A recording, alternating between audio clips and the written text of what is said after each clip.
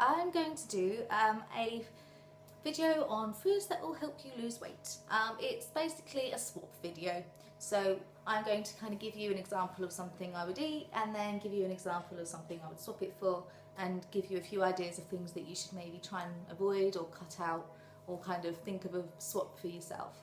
So, first one is vegetables. I love vegetables now. They are my friend. You can get them fresh, you can have them frozen. It doesn't matter how you get them, they're still going to be veg. They're super cheap, and if you get them frozen, I find that they're a bit cheaper. They last longer and you can sort of, make things go further if you're kind of a bit strapped for cash. Fresh I find can go off quite quickly, so it's always good, and you can always add it and stuff as well. So say you're cooking some pasta and you can stick a couple of handfuls of sweet corn or peas in there and bingo, you got a few bits of veg in you. I have recently become a fan of brown things, so brown rice, the brown pasta, the brown bread. I'm still kind of getting used to that, but brown bread I find is quite good. It kind of increases the fibre content, and that's quite important because everyone needs fibre, because otherwise you're going to be sitting on the toilet for a while.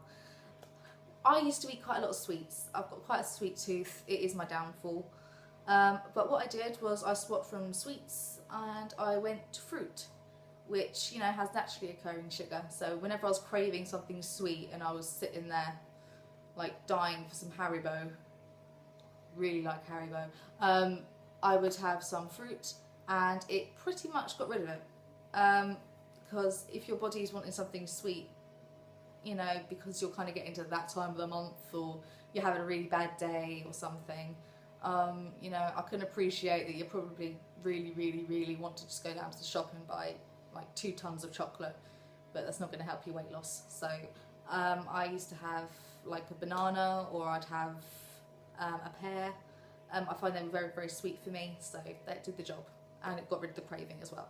And my body got a bit of extra fibre and a few extra nutrients, whereas if I was having chocolate or Love Hearts or Haribo or something, all it was getting was pure sugar and gunk, basically, because it's not made of anything helpful, is it? Oil. This is actually quite a surprising one that I found made quite a bit of difference. I used to cook with quite high fat cooking oil, and I changed it to 1 calorie spray stuff that I'd just spray in the wok, and then I changed it to vegetable oil as well for if I needed to sort of do roast potatoes or something. It's worked really well. It doesn't change the flavour, in my opinion. I'd like to add that. But it seems to be fine. Fizzy drinks. I had a bit of a thing for fizzy drinks, Coca-Cola especially. This was a thing that I found really hard to give up, because as you lose weight you kind of forget that drinks have calories and sugar and fat and everything in them as well. So that was something that was my biggest thing I had a problem with. So what I actually did with that was I went from the high sugar version to the diet version. Then I weaned myself off the diet version and went on to stuff like squash, which you should also be kind of careful with, mind how much sugar's in that as well. But if you get the no added sugar version, you're probably fine. So I'd go on to the squash, and then I've started going on to green tea actually, which is actually quite nice. I don't know why, and apparently it's supposed to help your metabolism, so I don't know how true that is. I've not tested it officially or anything, but it'd be nice if I could. Meat. I've got a thing about meat. What I've been doing is I've kind of avoided having fatty cuts of meat, having too much. I mean, the amount of meat you need for your body should only be the size of your palm. So this area here is the amount of meat that you should have in your body. Which, when you look at it, isn't actually that much. I've also been doing a meat-free day during the week. It's just something I fancy doing because it's got a little bit less fat content in it, and it's surprisingly nice actually. You'd be amazed what you can find. Really nice. Foods to avoid, the obvious, sweets. It's full of crap, it's full of sugar, full of gunk, full of gelatin. It's not going to help you, it's got no nutritional value whatsoever. You're just filling your body with rubbish. Things like crisps and Pringles and everything. I mean, I know sometimes you just can't help it and they're just going to call out at you, and one packet isn't going to kill you, but if you kind of get back into the habit of having a packet of crisps every day with your lunch, you know, do you really need it? Maybe swap it for something else. I mean, if you've got crisps, maybe swap it for some carrot sticks or something if you want something savoury, and your body will thank you in the long run, and you know, you'll lose weight. It will help. Refined white sugars, things like the things I was talking earlier, you know, bread, the pasta, the rice, you know, it's not terrible. Almost, it's not very bad if you were to have it, but you know, they are healthier for you to have brown, and white means that there's like a, basically I think it's been bleached or something, so you're not getting the right nutrients and you're not getting the best nutrients from the product. Fizzy sugary stuff like, you know, your Coca-Cola is something that's, you know, extremely sugary and is something that has super high calories. I mean, once in a blue moon when you go out isn't going to kill you and it's not going to make you fat, but at the same time, if you have it every day, you know, that might also be contributing to the fact that you might be a bit overweight. Also, if you're going to be one of those people that tell me that you eat really healthily but you also have takeaway 4 times a week, I'm also going to cry. Takeaway is not helpful, it's not healthy. The amount of MSG that goes in there is unbelievable, and that is why you're probably feeling super tired and full and feeling a bit afterwards. It's not healthy whatsoever, the amount of calories that are put into that. I mean, they haven't got your weight in mind when they're making their food.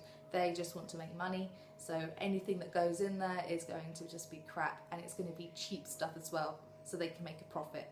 So always remember that. If you're thinking, oh, I can't be bothered to cook, I'll go and get something from the takeaway, think about it before you do it. You know, they're probably deep frying it, you've probably got the cheapest cut of meat, on top of that you've probably got God knows how many calories in it because they're using the cheapest oil.